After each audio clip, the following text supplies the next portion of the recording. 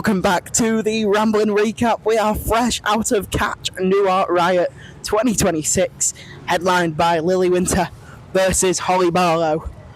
Strange one, but for ethical reasons, a good one. Ethical graps. I mean, to be fair, I was a bit confused. I thought we might get a big debut, but I thought Jay Joshua got screwed not getting the main event when Luke Jacobs didn't either. No, that was Steen and Skinner dog collar. Steen and Skinner put on quite a good contest as well tonight. Of course, Aiton Steen having to leave Catch Pro Wrestling now. Deeply disappointing stuff, but Ian Skinner very happy with his victory. For some reason, they were fighting in a TLC match where you actually had to unhook something, that being a maid skirt. Didn't quite understand that one. Yeah, I thought it'd be more violent than last. They was using the WWE 2K rules of a TLC match where you have to unhook something instead of a pinfall. But yeah, we almost got to see Aiton as a maid. No, Skinner as a maid even. But sadly, see Aiton as a maid. Sadly not. Gonna miss seeing Aiton Steen.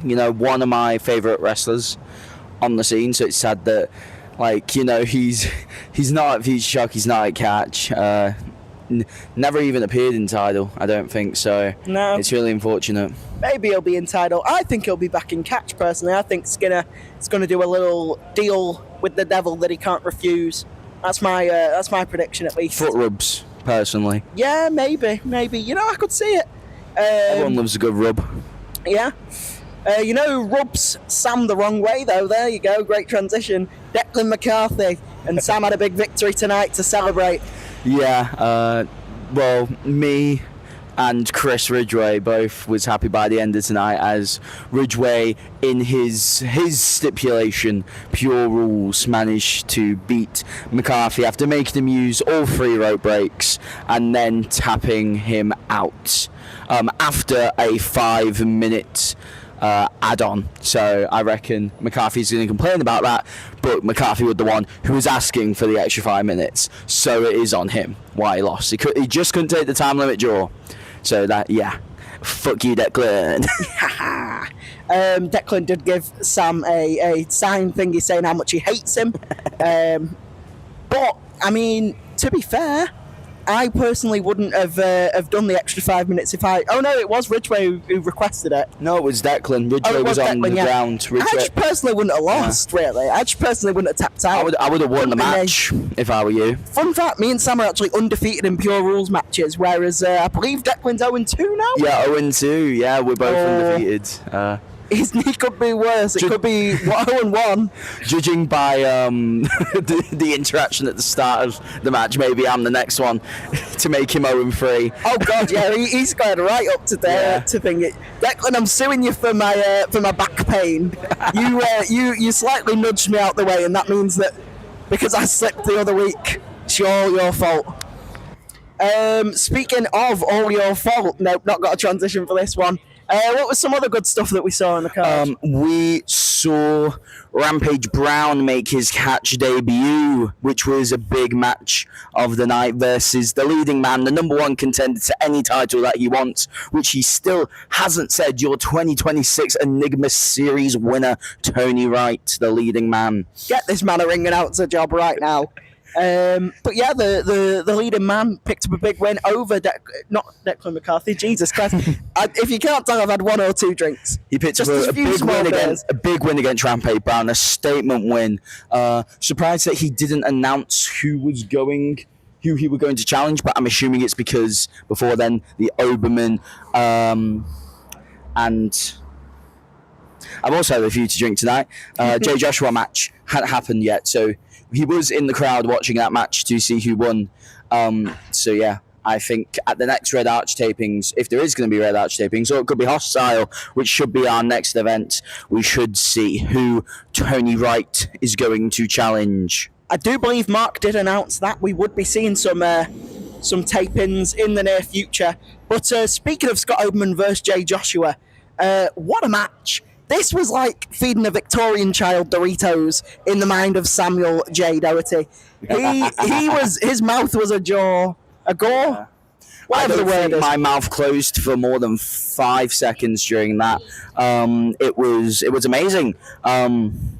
Just seeing Joshua just no-selling Spirit of the Blues and just standing straight up, not even just sitting up, but standing just to deliver. I can't remember what movie he delivered, but it knocked Overman flat on his arse. Lariat? Yeah, it was a lariat, sat-down lariat. A very controversial finish, though, as after the bell, Joshua was saying to Ref Greenwood, I believe, was reffing that match, that he did in fact kick out. His shoulder was up, but a very controversial. We're going to have to watch the tapes when they become available on Patreon to see if in fact Joshua did kick out in time. But yeah, and afterwards when we asked him to come back, the whole crowd were chanting, "Please come back." He said, enough said. Say less. Say less. His signature catchphase, Samuel. This was my first time seeing him, and I've just downed a double Disaronno Coke. But I bought him. Yeah. Big bucks, Benno. I did win the raffle ticket, so it's fair. It is only fair. Yeah. But yeah, I think that was about all we had, except for our pre-show, of course. I'm going to say NAJ. the whole first half. I don't think we've talked about nearly anything. I got to boo NAJ, so that was fun. That was NAJ Gorgon was kicked us off of the night, and that was really fun.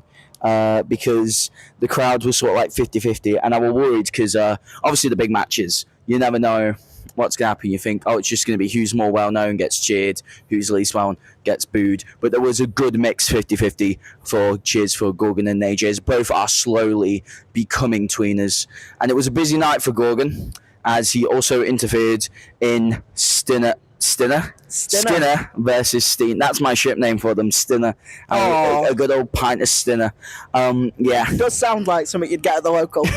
He interfered in that match and created what I think was the most holy shit moment of the night, when Aiton Steen jumped from the balcony, from the hard cam all the way down onto Skinner, Gorgon, and the ring crew. So yeah, that was an amazing moment, if I do say so myself. It was pretty wild. He himself jumped off the top rope and drop kicked Skinner. Oh, there I am, Stinner, whatever their ship name is. Drop kicked Skinner off a ladder. It was kind of crazy, but he did fall short to NAJ on the pre-show, which I have to hand it to him. He did win, but he won in some very devilish ways, as Sam has said. He was attacking the leg, that leg that was brutalized by Skinner just 2 weeks ago at the Red Arch. So it's really it was a really cheap win for NAJ, who was confused why half the crowd was booing him, but he did get a happy little sign, NAJ Styles, given to him. So I hope he doesn't think he's the last real good guy. Yeah.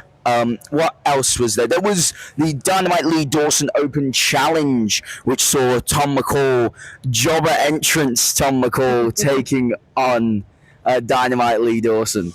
I'm sure they can fix it in post, but yeah, Tom McCall's entrance was not playing. No music, no video. What a shame. But then it started working 5 seconds into the match again, for some reason. So yeah. I think the tech guys are putting a rib on Tom McCall there. It was a hijacked match in a way by the crowd, because they were chatting a lot of stuff, and I don't think I actually remember much from the actual match, which is a shame. I do remember them brawling into the crowd, and I do remember though that weird suplex that I think Dynamite Lee Dawson's feet got caught in the top rope, which caused an over-rotation once he was actually free from it. So I'm hoping that Dynamite Lee Dawson and Tom McCall are both safe and that nothing bad happened. But he survived, and it seems he's all right. Yeah, and he's won. He was able to finish the match off. He's won, so that's now 3 in a row that Dynamite Lee Dawson has won in catch. So you got to think it's only a matter of time before Scott Oberman comes knocking, because he did start these open challenges to get out Scott Oberman. So yeah, I think the next Red Arch tapings, we are finally going to see Lee Dawson taking on Oberman. Hopefully. I think Jay Joshua might have something to say during the next Red Arch tapings, even though his catchphrase is Jay "say less." Joshua in the Red Arch. Because of the fact that he thinks he kicked out, I think there could be something. There really could be something there. He's going to announce a residency in Manchester. Potentially. Catch. But that's my bold prediction. I think he's going to join Hostile and try and win Jay Joshua in Hostile. And I think he might do it. Yeah. We don't have any news on Hostiles. Like, we don't even know if it's going ahead. But I believe that would be the next on the calendar because that's September. So, yeah. And speaking of Hostile, Big T making his totally legitimate return to the ring. Yeah, he got cleared hours before the show. We thought that he'd been vacated of the title when he attacked Troy Ryan in when Shredded Meat took on Wheels on the bus. But yeah, we did see that Mark did read out that he was cleared by his doctor, so he has not been forced to vacate the belt. He is a legal competitor, and they did have a match on that straight after, which ended in one move. It's sad that the Hostile tournament title shot basically got thrown out. That's the only real negative I have with this card. I would have preferred them to wait, especially because Hostile is next on the docket, and both men have won Hostile. So having Troy Ryan versus Big T at Hostile seemed like the appropriate thing to do. But Big T, being the devilishly handsome man that he is, orchestrated it differently. But let's hope Troy Ryan does finally get his shot, even though he is now on a losing streak, I believe. Oh, wait, no, they won that match. They actually won the tag match. I forgot. Yes. Cause I genuinely thought that Wheels on the Bus were going to win, because at the moment they've done 4 matches between them. Bruiser Brad has won against Troy Ryan at the Red Arch, but Bright Strong lost to Tony Wright. He lost another singles match, can't remember who it was to. And then they lost the tag match. At the risk of Big T swerving off road when I next ride the 192, I'm not totally sure his doctor was legit. I'm pretty sure he had a PhD in busology. Yeah, we're going to have to fact check with Dr. Proctor on that one to see if he actually is on his staff, because Dr. Proctor being, Dr. Proctor, Big John Rehab being the resident wrestling physicians, we have to see if this guy who got his certificate in busology is legitimately able to diagnose patients. But yeah, I've seen Big John choke slam someone. I'm sure if Troy Ryan doesn't get another shot, we can hand one to Big John to avenge all of the doctor malpractice. I will say I am surprised that we didn't see Isaiah Quinn here, especially since he was taking notes during Bruiser Brad's match at the Red Arch. So it was a surprise. That was the only thing that I feel like that's kind of that we're kind of missing from this show, like the last loose thread that didn't get fully, connected. I think that might have just personally been him stood in the crowd, and we have totally misinterpreted that. Yeah. And that just shows you wrestlers stay out the crowd, because you will be spotted by Samuel J. Doty, and he will try and turn it into a storyline. To be fair, I also thought everything is a storyline if you dream, kids. Danny Proper, Teddy Ray, I don't think we discussed that. That was a really good match. No rules. Actually, no, there was rules, but no time limit. So no, none at all. Yeah. It ended in controversial fashion, a disqualification when Teddy Ray threw a chair at Danny Proper, because he just can't beat Danny. That's the thing with Teddy Ray. So now that's 2 matches on the bounce where it's been a screwy finish between these two. So we need a blow off. We need a no disqualification match, I feel like. I feel like we need something more extreme. I feel like we need fight? Grimsby rules. Grimsby rules. Teddy Ray and Danny Proper. I would love to see it. I don't think he's winning Grimsby rules, even though it's his match type. Yeah. So, Catch, if you're listening, find it in the budget. Yeah.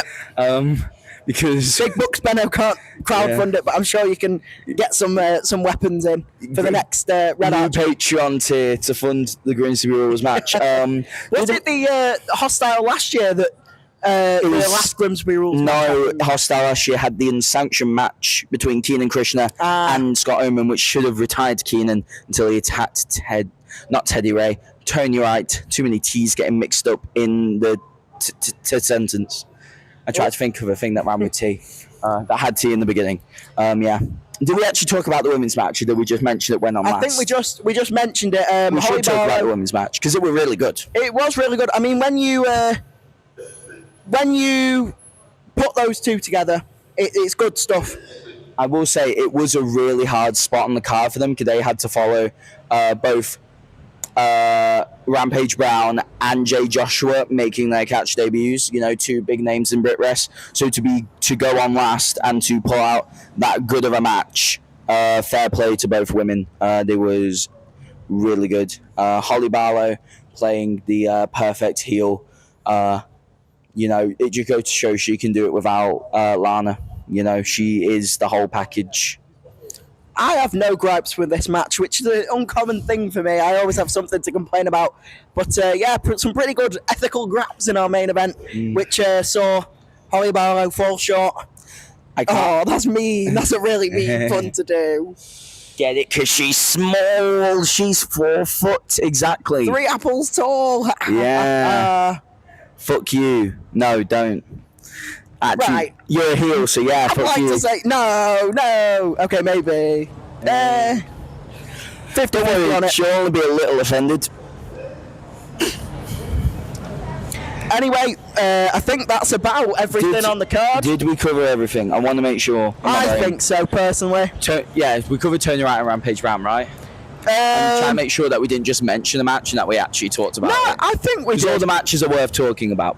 I mean, yeah, it was a pretty damn stellar card. I'd probably give it somewhere in the region of an 8 or a 9 in yeah, CageMatch.net. I was going to say 8.5. Let's say a solid 8.5. That doesn't exist on CageMatch.net. How dare you? Yeah, well, we are better than Cage Match officially. It's been ranked. Rambling About Wrestling is better than Cage Match, better than Grapple Theory, better than Joan of Arc's. Better than Graps and Claps. you had it coming, guys. I'm sorry. But be kind to each other. Speaking of which, be kind to each other. Love wrestling. Love life. Love each other. Next time. Love is love.